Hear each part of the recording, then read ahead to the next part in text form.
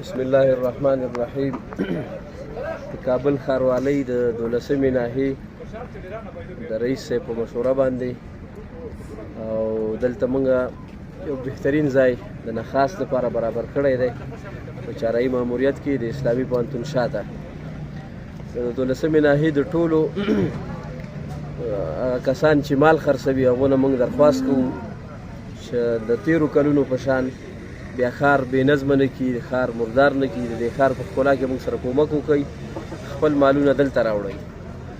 او بله خبر دا ده د مال ګیر شو، مال به هم ضبط کیږي او سړی به موضوع ته معرفي کوو، نقدي جرمانه به اضافي ورنه اخلو. دا یو بهترین ځای دی، ټولو نه درخواست کوو چې دلته راشي. د اختر په ورځو کې د 12مې ناحیې په یو سر کې په یو طرف کې په یو علاقه کې باید څوک مالونه خرڅوي کړي چې خرڅوي همدغه ځای ته به راځي. السلام علیکم. څلورو نایو مالونه هم ځایږي دلته او شکر دا د رستر ځای د امن کې هم ځان ته سیرې هم جوړې کوي او دا زمونږ په مشوره جوړ شوی دا چې ونې خراب نه شي، ګلدانونه خراب نه شي د تیر نظام غونته، او انشاءالله موږ تاسو ټول یو متفق یو، الله دې خیر پکې واچوي.